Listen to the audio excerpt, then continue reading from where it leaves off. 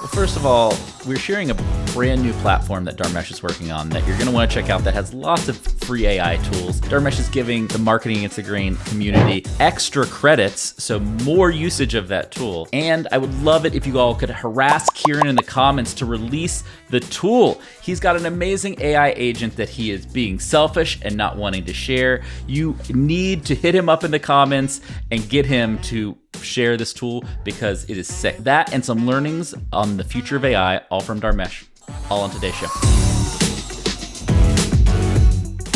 Dharmesh, thanks so much for coming on the show. I've been teasing the show over the last couple of weeks on LinkedIn. I am an avid user of Agent.ai, so we are excited to have you on. Excited to be on. This is a long time coming. I know. Okay. I feel like we've been talking to Dharmesh about coming on the pod for like a year. For a long finally time. have like the Yeah, perfect but I wanted reason to something do it. like worthy of your time, folks. It's like, okay, I had to go like build some real stuff. I'm a user of the real stuff, and what we might want to do is just jump into like, what do we even mean by an agent? Because you were kind enough to give me some access.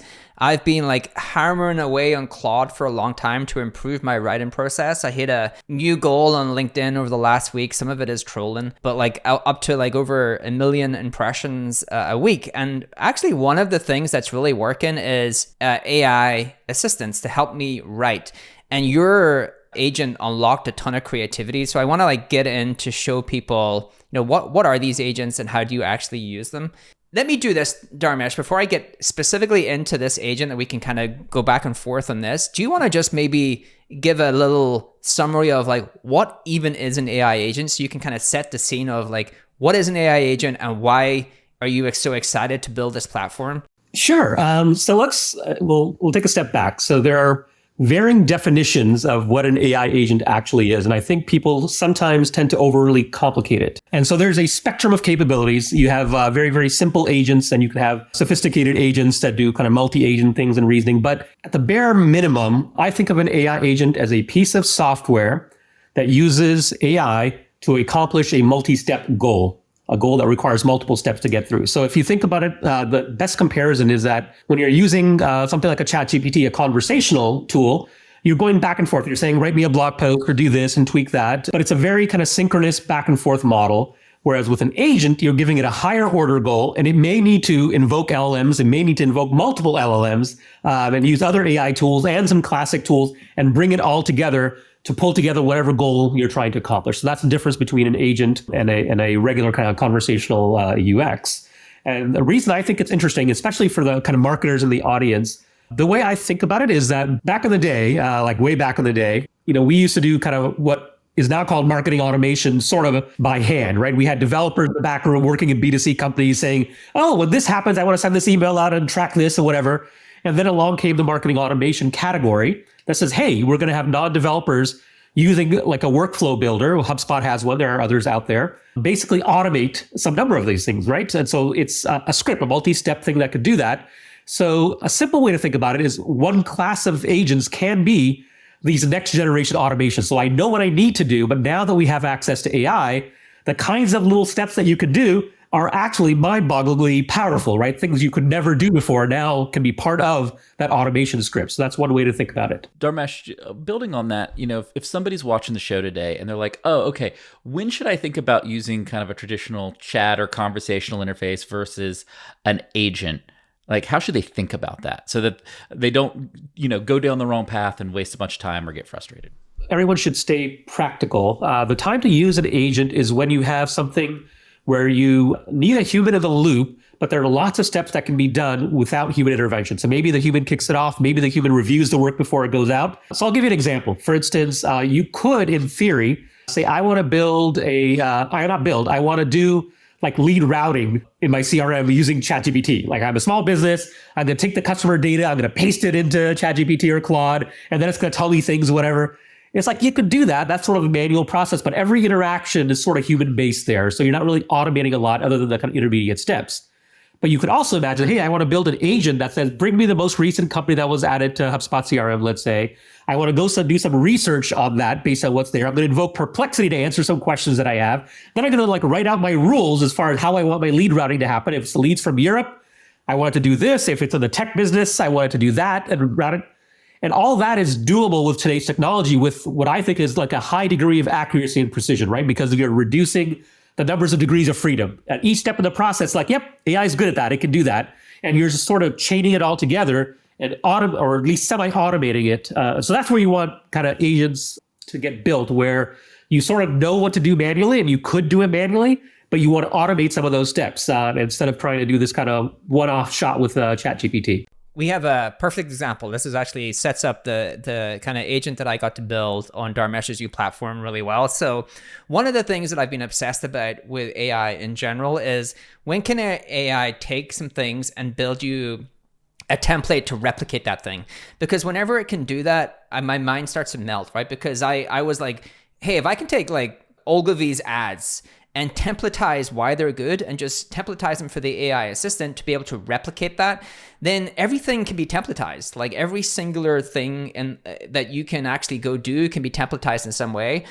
And specifically for Ryden, what I wanted to do was start to figure out if I could create processes to take good and replicate it for platforms, like for social platforms. And so the thing I was kind of talking to you about, Dharmesh, when we got into this conversation was, I was trying to teach the LLM to be able to figure out like what is a good short form piece of content, right? Like how do you create a good short form piece of content, and then how do you create it specifically for that platform and then apply a write-in style?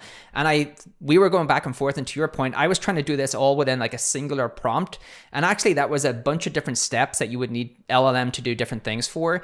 And so then you give me access to this, and what I loved about this was just how quickly you can stack rank things on top of each other, like basically add in additional AI assistants to do one part of the puzzle. And so what this does is basically, this is specifically for LinkedIn. And so it can take a YouTube URL and it can basically it just gets the transcript. This here is like, what kind of LinkedIn post do you want to create? So when I really look at LinkedIn, I had kind of honed in on 3 things that really worked on LinkedIn. And I think you have to have some ability and some experience to know this, right? It's not easy to know this unless you know how to create content for that platform. But for me, it was like, if you could create an educational post, which is like a singular lesson where that person learns something, and in the background, we'll get into the background, but I taught the LLM what these things are. A spicy take, which is unfortunately like how the internet works today, which is just like say spicy things, get a bunch of like controversial opinions. And a head nod, the way I taught the LLM, a head nod is like everyone agrees to this, but no one's really been able to articulate it in a really punchy way. And so everyone like, oh, like you've said the thing I wanted to say for a long time. And so that's the kind of posts that work in short form content. Then these are the different post styles. So then that's another AI request that actually says, hey, these are the kind of formats that work really well on LinkedIn. Everyone will know the first one, right? The personal achievement story that has been done to death on LinkedIn. So then you can kind of pick one of these. I picked like the spicy take. I picked the hot industry take. This is done from a great podcast we had with Alex Lieberman, where we actually did say some spicy things. And then you have different write-in styles. So this is basically created from different creators that I think fit these styles, and then me editing the style guide in the background, and again, teaching the LLM how to do this. And so you can have different writing styles. I picked a direct and no nonsense because anyone who's worked with me knows that's kind of who I am, no. for better or worse. And then it creates an incredible first draft. And I do want to emphasize first draft. I still think the skill set, and there's some great quotes around like the power of writing really is in the editing. And so you still have to bring the nuance to it in terms of how you edit it. You have to bring the magic, your personality in terms of how you edit. But this is a really good start, right? It creates a spicy take that you should stop obsessing over your personal brand and social media and basically just ship content, right? Because the more you ship, the more you learn. Talks about consistency and volume. Has a quote from Alex, which is really good. Like actually pulled a quote from the YouTube podcast. Has a nice thing here. No one gives a shit about your ego. Knows how to create punchy lines for LinkedIn. And basically, the only thing I need to edit is I need to edit this side of it, which is like it always ends with like, how do you get engagement with LinkedIn? And I don't think that works anymore. So if I'm doing LinkedIn and I don't know what to do, I can basically take any YouTube video that I think is cool and basically create first drafts, and I could just continue to like click the button and change. I could say, okay, now I want a head nod, now I want a industry insight revelation, and now I want a different writing style, and it would create a first draft. And I guess like to me, this is one of the powers of agents plus AI, that it can truly unlock your creativity and you can just iterate so much faster. Yeah. Yeah, and this is an amazing agent, by the way. I used it myself, confession. I used it for a LinkedIn post, I think last week. I got 500 likes on that LinkedIn post. So it was good, right? And in that particular case, just to prove a point, the kids don't try this at home. I did not change a single character from the output of your agent. Oh, wow. I said, I'm going to take that content. I'm just going to post it just to see what happens. And Dharmesh, what's your average? Like, what would the average post get if that got 500? My average on probably between 200 and 250, give or take. So this one was above average. It's above average, probably the top decile as far as my post. Yeah. And so I think the part of it, and this is something we should talk about, is that it's those pieces coming together. It's like, I know, I watch YouTube videos all the time, as do you folks. It's like, I watched that YouTube video, and then something's kind of stuck in my head. It's like, that piece was good, let's just say. It's nice to be able to take that YouTube video, for it to generate the transcript, all these things I can do manually, right? It's like, then I have to kind of think through, it's like, okay, what was that piece? And for it to extract those kind of spicy takes or head nodding moments or whatever, and then give me a list of like, here are the ones you could use, pick one, and then write the LinkedIn post. It's just assembling all those pieces together is, I think, what makes it useful. So the thing I'm working on, Kieran, this will make you happy. Next 2 steps over the next, we'll say, it should be available within the next week or 2, is you'll be able to post it right within the agent, right? It's like, I'm going to review it, having to go and do a copy paste or whatever. But then here's where it starts to get just more magical. Since it's being posted from LinkedIn, the agent will know about it, and then he can track it on your behalf and give you a report 24 hours later and say, hey, you got this many likes or whatever. Here's how that compares to other ones you've done. And do spicy takes do better than head nod takes or not? Like, we have a thesis. And so it can actually do the monitoring for you, not just the kind of editing and curation and posting, and do the post activity tracking, if you will. Hey, everyone. Quick stat for you. AI usage has increased 53% since last year. And you know how I know that? Because I just read our brand new 2024 AI Trends in Marketing report. This report is packed with original data. That data not only highlights the latest in AI trends, but also shows how businesses today are using AI to grow their business. You'll learn the top 5 AI tools for marketers, exactly how teams are investing in AI and where they're seeing the return on their investment.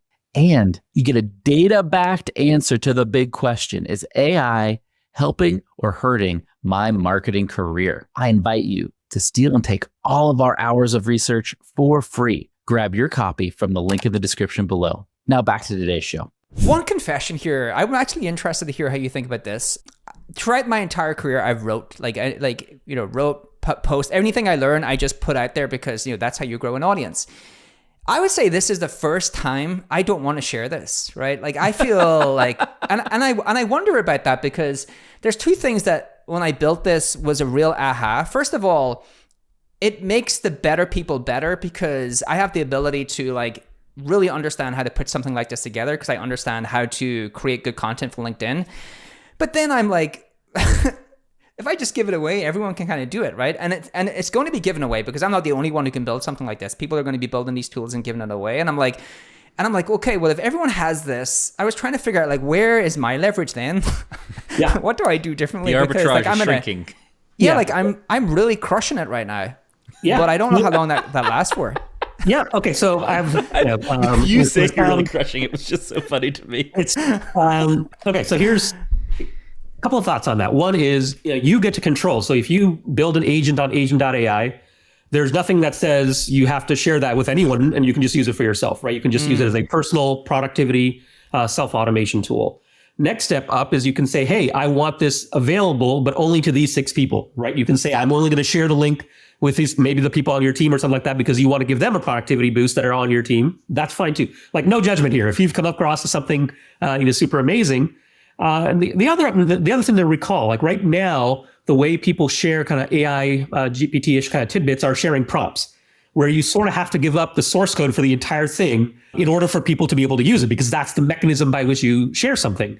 In this case, like, you can share the agent, but you're not sharing the underlying prompts to figure out what a spicy take is, or figure out what the post styles are, or how it's actually doing the writing, or picking the genetic code of the writing style. All of that is still kind of Kieran's secret sauce, and you can put it out there. You could have multiple levels of agents to say, hey, I'm going to give this one away for free. This one I'm going to give to close friends and family, whatever. It's just a more powerful version of this kind of thing that I'm putting out in the market right now. So it's unclear as to what the, I have two quick thoughts. Number one, I just want to say to everyone that I teased this episode to say I was going to give away this agent, and you've convinced me. I didn't mean to that I'm not going to give it away. I didn't think about just giving it away. You're not putting the link in. No, I'm not going to give it away, actually. Below? No, not yet. I'm not going to give it away yet. I don't know what I'm going to do. I actually have to really think about this. It's the first time I'm just like, why would I give this away? I do like build a private team for yourself and then actually give some of it away. But wouldn't the thing you would want to do, are you going to add payment links? Because I'm a capitalist at the end of the day, so maybe I will give it away if you pay me. So that's in the vision. So if we'll take a step back once again. So agent.ai, the way it's positioned and the way I've kind of dreamed the big dream is that it's a professional network for agents. That's the tagline. That's what it is. And so then the immediate question would be like, why do agents need a professional network? And the answer is that with the fullness of time, what's going to happen, I think, where the way these things are going to shape up is you can think of an agent as a digital coworker, an intern you might hire, right? And they're going to be good at discrete kinds of tasks, like the one we just talked about. It's like, oh, I want you to do this kind of LinkedIn post on my behalf. But in the future, we're going to have hundreds, thousands of these agents out there. And so how do you find them? How do you know what their experiences are? What are their ratings and reviews? All the things that's like right now, we sort of figured out when we're hiring kind of human freelancers. We go to Fiverr, we go to Upwork, and they have a rating review. There's a discovery mechanism. There's all that. I want to recreate that for the world of agents. So the way you when you use agent.ai, there's an agent like a directory. Every agent has a professional profile. Agents can actually do social posts when they do like updates to the software or something like that. So they can kind of communicate with their audience. And someday agents are going to have a salary that says, hey, this agent costs $2 a month, 99 cents a month, whatever the price tag happens to be. And so what you will do is you will basically say, I want to assemble my digital team. And my digital team consists of an agent that's Kieran's agent that does this really wicked cool YouTube to LinkedIn posting. And then I'm going to do this other thing from Dharmesh and this other thing from someone else and to pull it all together. And that's my digital team. And I'm sorry, I get overly excited about this stuff. The really, really exciting thing about these agents is that they can actually use each other. All right, so let's say, I'll give you an example. This is a very, very concrete example. So I am very excited about all the image generation tools. Most of them have been very kind of consumer centric, creating stock photography images, and super high quality, right? They're really, really good. But if you're using them in a business context, often what you need is you need them in a certain style. Okay, you can do that. You can put that in the prompt. You need them with a certain color palette often, right? Because I want to create this consistency for, let's say, a series of blog posts or whatever that I'm doing. And so I built an agent this weekend called a color palette extractor. Very, very simple agent. All you do is you give it the homepage or any web page. It will take a screenshot of that web page. It'll figure out which colors are used and give you a palette that is proportional based on what percentage of the real estate that color took. So the bigger sites like Color Swatch, right? And it'll give it to you in JSON or it'll give it to you as a color palette. You can take that kind of data of the color palette that agent produced and then pass it to another agent to say, hey, I'm going to generate images with Flux.1 or Ideogram 2.0, we just launched last week. And here's a color palette I want you to use that came from another agent, right? So that's the composing two agents that didn't know anything about each other, right? Until the fact that you glue them together in a creative way. It's like, oh, the color palette now feeds into the image generator. The image generator that generates image may then kind of go into a LinkedIn post generator that says, oh, in addition to this thing, whatever, I want a super cool thing that takes the headline and uses the Ideogram 2.0 text capabilities that are really brilliant and create this really, really nice LinkedIn post that has an actual image that's topical, that's in my color palette, in my scheme, in my style, and pull all of that together. So what's exciting is this composability of agents. But then, so back to answering your original question, the hope is to make this kind of very inefficient market efficient, right? So I want to create incentives for developers and people like you to say, oh, I can build this agent, I can put it out there, I'm a company of one, but it's useful. I've got some domain expertise, I know how agent.ai works, and I've got these 5 or 10 agents out there that people can hire. Just like you would put your shingle on the Fiverr thing that says, oh, I can do these little tasks. You're going to build agents that can do these little tasks and let people hire them and then rate and review and track the experience and all of that. So it really does make your domain expertise much more profitable because they're so much easier to create. So there's two things I want to follow up on there. One, just resetting for everybody that really agents.ai or any agent network is going to be like a Fiverr, but for AI. and AI agents more instead of humans. And it'll be kind of the automation agent equivalent. The second thing, Kieran, I think you're just wrong. If you just listen to everything that Dharmesh said, wouldn't you want to be the dominant early content agent that all the other agents started to adopt, so that as it becomes monetized, your amazing content agent that you're not sharing with everybody would be like one of the default standards, and you could make more and more money long term versus the indirect benefit of just getting better LinkedIn impressions? No, but how do I make money if I give it away and don't like give it away for free and everyone can just, because one of the things I just want to actually, just before you answer that, I do want to quickly show something, because it is important for the users to see how these are built, and then I can answer this, because the thing Dharmesh said, which is like really important to answer that question, is, and I hadn't thought about, is in the back end, it's kind of like coding, right? If you're actually, the thing I would actually be interested in your take, Dharmesh, is you're an incredible coder. Like, you've built companies. I graduated university with a computer science degree, and I was a terrible coder. It's why I ended up in marketing. No offense to marketers. I'm a marketer. I love being a marketer, but like, I tried to be a coder. Building with LLMs is the first time I felt like a competent coder. So I was sitting here, like, the way I had always envisioned my life, like late at night, building all of these kind of like different little, what I think is pieces of code. So, but what they really are is like different, AI assistants, or a part of the AI agent.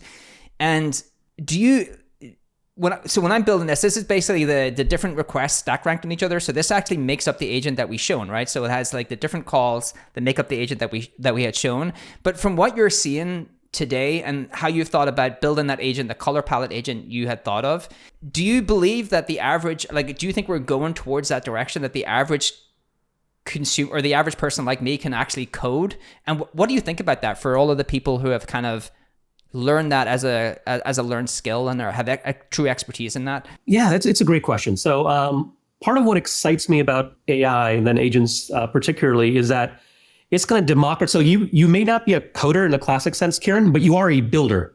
Right. And the issue with coding right now, it's a little bit like you have these really good thoughts in your head, let's say, and you're like traveling to a foreign country. So it's not like you can't think thoughts and don't have frameworks or whatever. You just don't express yourself in the language that they happen to know.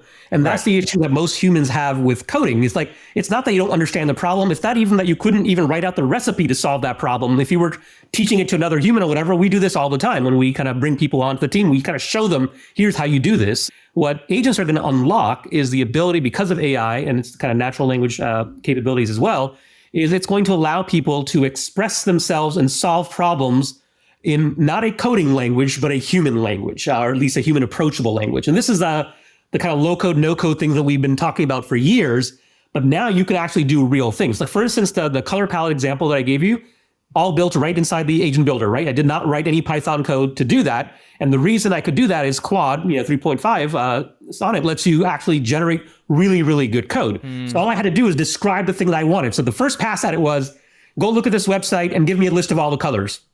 Okay, it can do that. And then I was like, well, it would be more useful if I could get like a sense for which are so then it's like prioritize the list with the most common color first. So I know that orange is the most popular color on the HubSpot website. Okay, well, that's useful. But I wonder if we could actually like create a color swatch where each square in the color swatch is proportional to the percentage of real estate that color takes. All of that, completely no coding, and literally in 3 iterations with Claude, it's like, okay, now I have something useful. It's like, okay, well, now I have it in a color swatch. Give it to me in JSON, because now I can reuse it in other agents that I kind of want to compose on. So the answer is, I think now for the first time in reality, and you've seen this, like this agent exists. And I know I'm going to talk you into sharing it just like Kipp is. We're going to put pressure on you. I'm making a hard push. I'm not going to take anything from what you have in there. This is the part. This is mediocre one, and I'm going to kick your butt here because This is actually the point I was going to make to Kipp. Actually, is the reason I brought that up, and the reason I asked that question is because I actually realized what you had said, Dharmesh, and Kipp, your question is, as long as I don't, it's like, do I open source this part or not?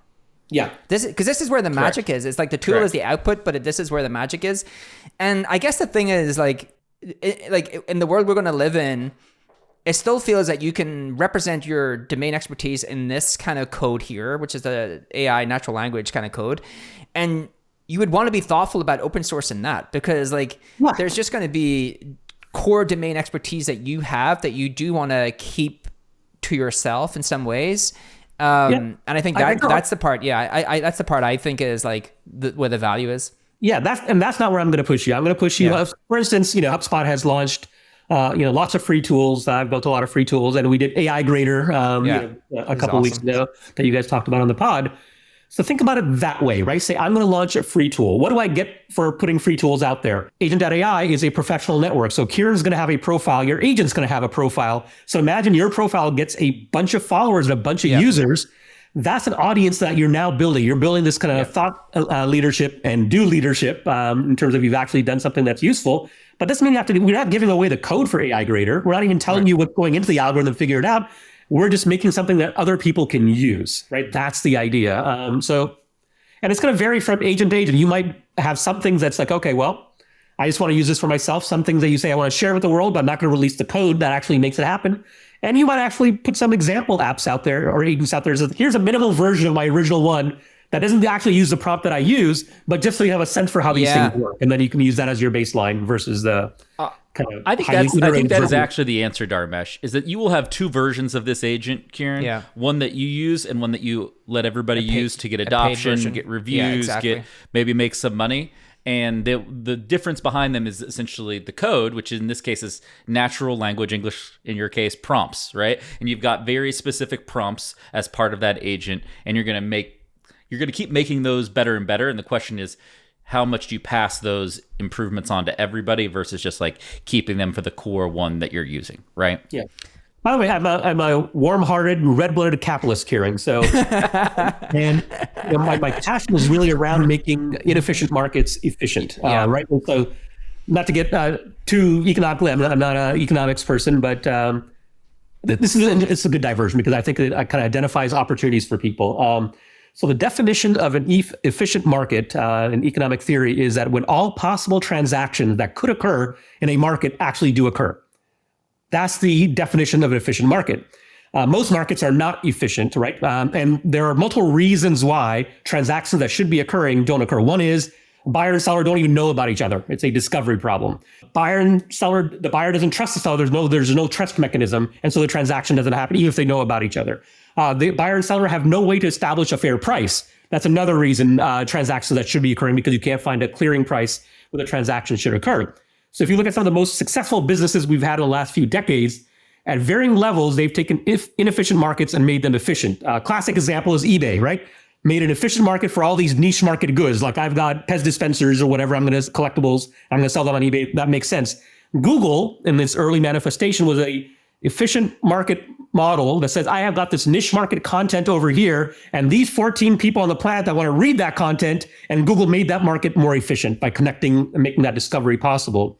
What Agent.ai is about is taking folks like you that have domain expertise that can solve concrete problems, and then there's a list of people that are looking for those problems to be solved and helping connect the dots, right? Yeah. In order for the market to truly be efficient, though, you have to be able to have enough incentive, you, Kieran, to say, here's what I'm getting out of making this investment of my time, energy, or whatever. And maybe, like you do with the reason you post to LinkedIn is you're building authority on LinkedIn, right? You could say, well, why would I post any of this really award why would I generate 1 million impressions for LinkedIn when I can just build up my own website and draw things there? Well, there's a side benefit to that because you can use that audience for other things. Same thing here, right? But maybe sometimes you need like a financial incentive to be able to draw the developers in and the builders in, let them set their price, or maybe we help them figure out the price. Here's what the market's willing to pay, and figure out all those details for you. I think the thing that caused me to pause a little bit is like when I was on paternity leave this year, like a true dork, instead of taking my paternity leave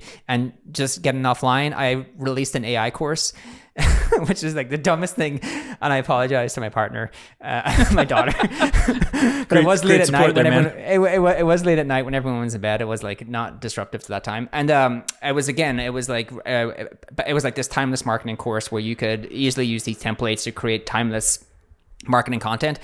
And I started getting all of these notifications on LinkedIn of like, hey, here's my everyone using those templates to do LinkedIn posts. And I was like, oh my God, like if I continue to do this, it's just this whole army of people it doesn't perfectly replicate my style because of like editing and stuff, but like it gets you a first draft of my style. So there's that part is like, it adds a little bit of hesitancy. And there's a follow-on from that I think you're the best person to ask this question to is you've built one of the most successful SaaS companies of all time. You've built many companies. And HubSpot, when it started, was a point solution. Like I think HubSpot was like a blogging tool. If you start HubSpot, if you try to start that company today, someone could potentially just have built an agent, right? Because it's like so much easier to build this kind of software. What are your thoughts about you're deep in the agent space, you know a lot about the software industry. What are your thoughts about the repercussions for the software industry of the ability to kind of build these agents? So I've been in commercial software now for 30 years, right? So I've been at this for a long time. And every time software gets easier to build, which we've had happen, right? And AI is just the most recent manifestation of it. Having seen I've been on character mode terminals working on mainframes back in my kind of early years. Every time that has happened, it's actually increased both the value of software engineers and the value of software companies. And the reason that happens is that, yes, it lowers the bar so more people can get in, but it also raises the bar.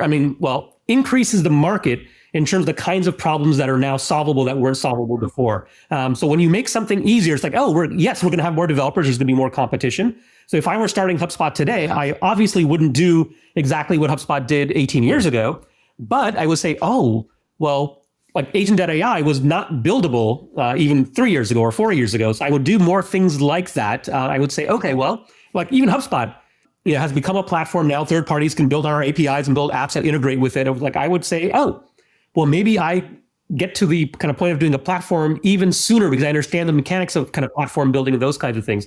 So my personal take is it's less. So being an engineer is really less about the coding. That's just like saying I can put words together into sentences in a certain language. It's really about thinking, and it's less about coding.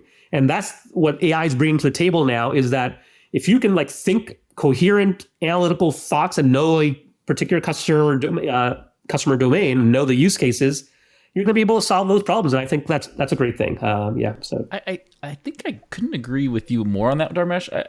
I still think the scarce asset in the world is not the technology, Kieran. I think it's people who are obsessed about problems and can make rational steps to solve those problems versus kind of getting caught up in the activity and the emotions and everything and that. We're still in very short supply of just smart, rational humans applying logic and leveraging technology. And I'm hoping that AI is just the next unlock for the software market, regardless of what kind of software you're building.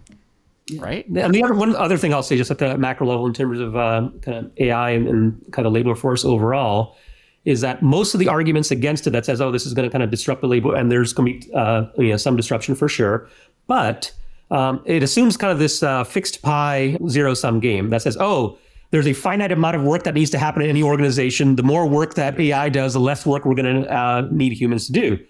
Well, that assumes this fixed pie. So let me give you an example. We just talked about engineers. So we had HubSpot have rolled out kind of AI tools across 100% of the product team now over the course of the last year. And our estimate is we're getting somewhere around 15 to 20% of measurable improvements to an engineer's productivity. All right, so does that mean that we're now all of a sudden saying, we're going to let 20% of our engineers go because we can accomplish the same work with 20% fewer people? No, the answer is absolutely not. We have an infinite supply of product vision, product roadmap stuff or whatever. And actually, it makes me able to rationalize even more investment in R&D and hiring engineers because now they're more productive. So the return on each engineer went up. And so now the bar is even lower as far as what I have to do to rationalize hiring. Same thing in sales. If you have enough leads and now your salespeople are all of a sudden 15, 20, 25% more productive, let's hire more salespeople now, right? Because before, here's how much you could actually afford for a salesperson because this is the return you got. If the return you get is higher or the cost you have to spend is lower, let's bring on more, not less. I think it creates abundance, creates a bigger pie in most cases, not in all cases. But if you look at it through the right lens, even for something like customer support, right? Which is we have to manage 500 tickets and we're going to kind of auto solve them with AI, which is certainly going to happen over time. But what that means is those people that we were using for lower complexity ticket resolution can now be redirected to customer success, to revenue driving activities, to kind of higher order customer relationship building activities versus these kind of mundane kind of ticket resolution thing that software can do equally well. So yeah. And it definitely, like, I do think the vision is part of that, which you painted, which is in the future, you'll have like teams and AI agents that are just part of that team, and you'll have a workspace for them and they'll be able to do certain tasks. That is what smart people are, you know, the early adopters are already doing. Like we talked to Ethan, who came from Asana. He was a BDR, and he basically used AI to automate himself out of a role. And then he basically was asked to do that for the entire sales team, like apply the same sort of logic. And when you actually see what he did, he just created like single assistants to do single things with a guided prompt to like solve individual tasks.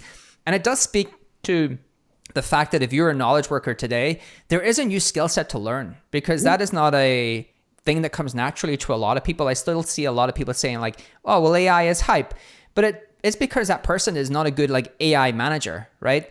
They're not able to figure out how to prompt the AI correctly. They're not able to figure out how to set the right context of what good looks like. They're not able to onboard the AI, because the onboarding of the AI assistant is really important. Like, you have to kind of set context of what you want done.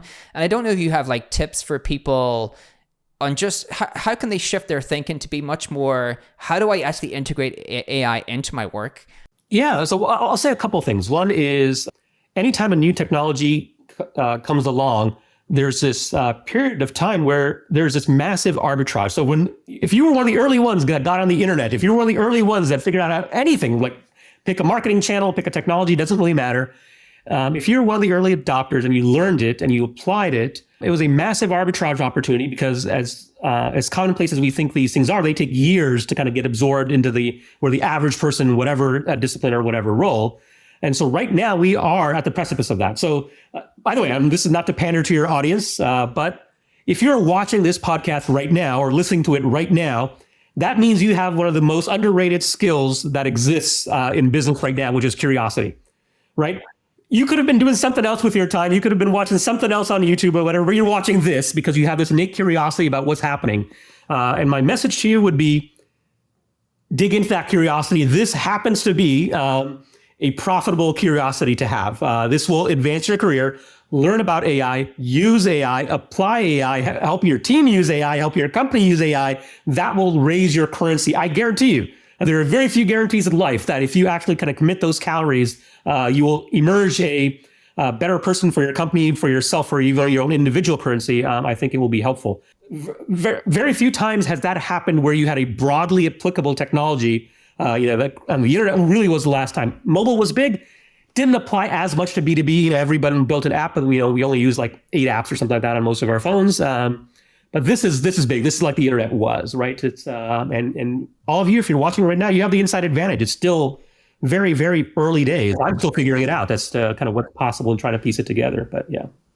Yeah, I think you're right, Dharmesh, and that's one of the core takeaways here. It's never been a more profitable time to be curious, especially about artificial intelligence, because like the social web, Web 2.0, all those things, that was kind of like a derivation of the internet, right? Like it's like having the iPhone and then getting the iPhone like 3G. It was a really great improvement, but it was still very similar.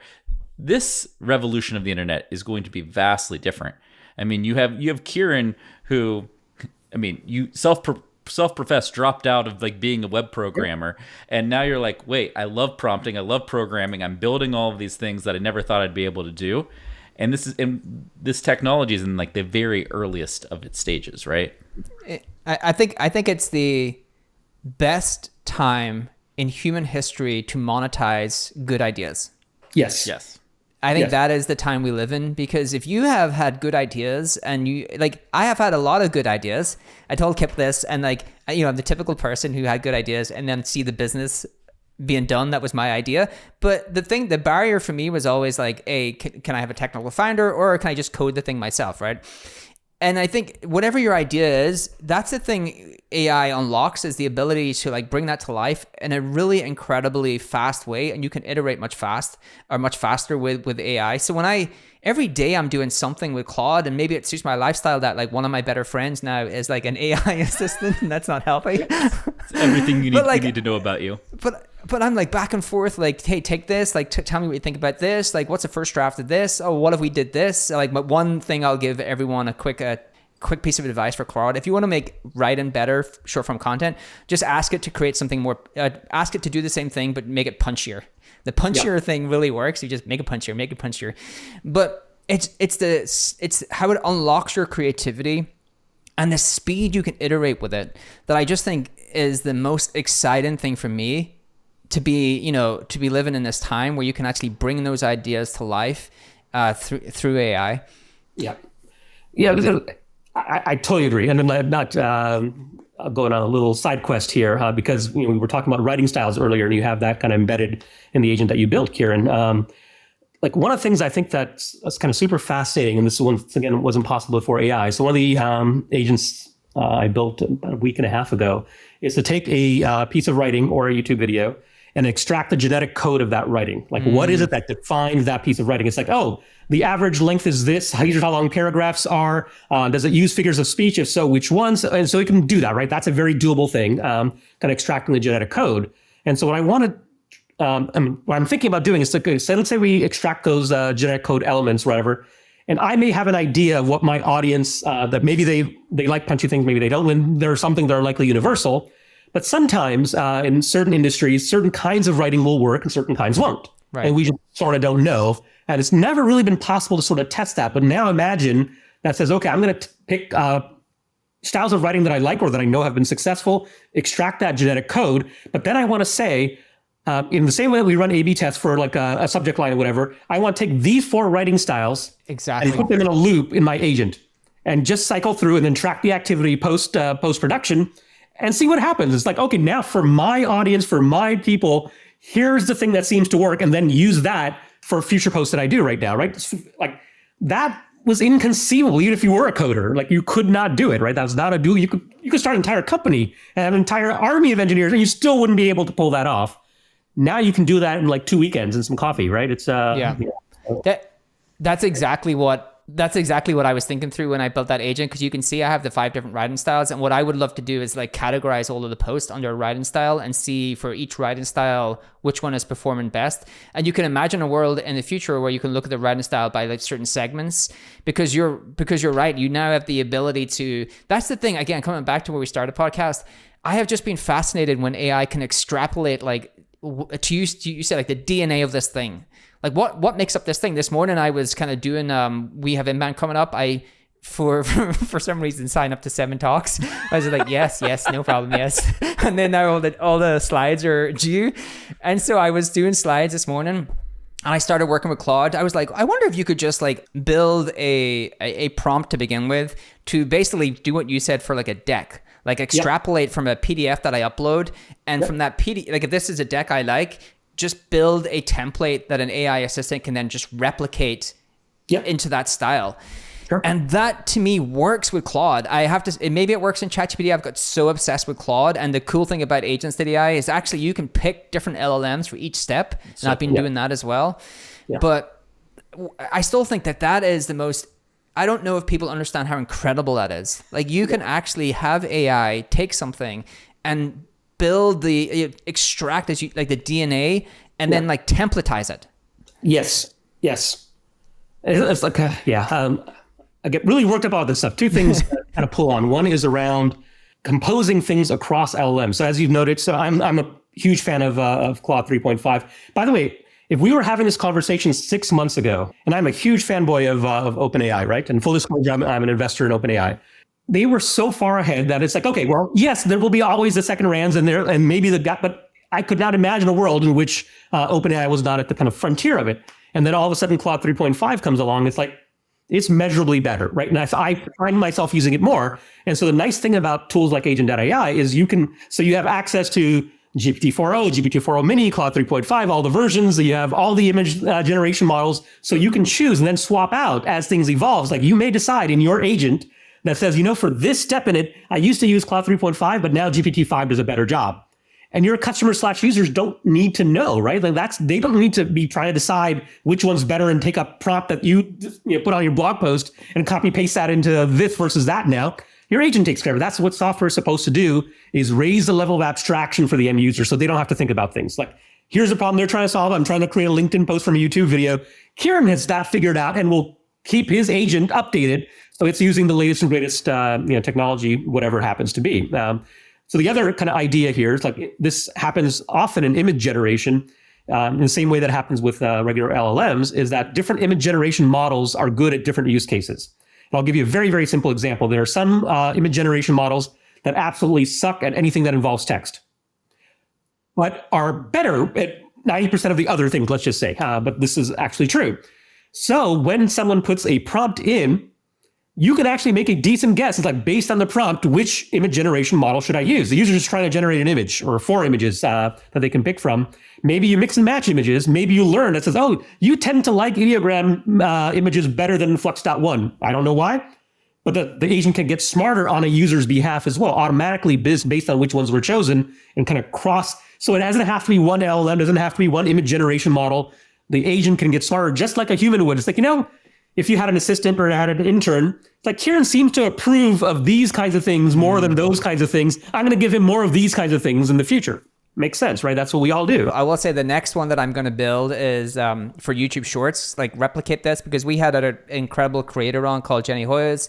She has 1 billion views on Shorts, and she gave this masterclass of how to do Shorts. And there's a 4-minute segment where she went through like every second of a 60-second short and exactly why that second belongs there. And I'm like, oh, wait a minute. I can take that 4-minute, I can transcribe it, I can turn that into like a prompt for the LLM to teach it, and then I can put it into agents.ai in a couple of steps and actually replicate the kind of same process to actually help people build YouTube short transcripts and why it's structured that way. And again, I had that thought last night, right? I was like, wow, I reminded me because a clip came up on my feed of Jenny and I was like, hey, wait a minute, I can take that and I can templatize it. And again, I'll edit it and things like that. And then I can probably build out an agents.ai tonight, right? If I am allowed to. Yep. I get the time free from being a new parent. And that's how quick, again, you can go from idea to execution. Yeah. So I really, first of all, appreciate you coming on the show. We really appreciate it. I appreciate you building the platform. Because, for everyone out there listening, it's agent.ai. It works on a credit system right now. So you get 100 credits when you sign up for free. You don't have to pay any money. Listeners of the pod, if you go to agent.ai and you sign up, you will get your 100 credits. If you put the promo code in there, it's blindingly obvious. You click on the little credits button up there, and here's the code. It's MATG rocks, as in marketing against the grain, rocks. MATG rocks. You put that in, you get 50 bonus credits on top of the 100 that you would get for free sign up. So. And I would like to point out that we talked about Kieran's sick agent that, first of all, Kieran, are you going to share it or not? Have you decided? I'll share it. I just won't share the code, but I will share the agent for all of you listening because Dharmesh was kind enough to come on to the agent, which is built on agent.ai. There's also a bunch of really other cool agents that I would just be remiss if we didn't talk about. One that I loved, Dharmesh, was the company research agent, where you just put in a URL. You and I love the folks over at SimilarWeb. I literally put in similarweb.com, and I got all of the information I would ever want, like all the office locations, specific breakdowns of who the CEO is, and how are they positioning the company. So many things that you could use for sales outreach, marketing automation, really, really cool engagement work that could come off of that. And I thought that was another awesome, awesome agent. And also, by the way, guys, there's a meme generator. That's awesome. I'm really excited about Oasis getting back together. Oasis Reunion Tour 2025. And so Agent.ai built me a sweet meme all about Oasis getting back together. But the fact that there are so many different use cases in the early version of this platform, I think is super cool. So Dharmesh, we thank you very much for not only coming on the show, but building agents.ai and helping bring agents to folks in a world where we're still very early on in this technology. This data is wrong every freaking time. Have you heard of HubSpot?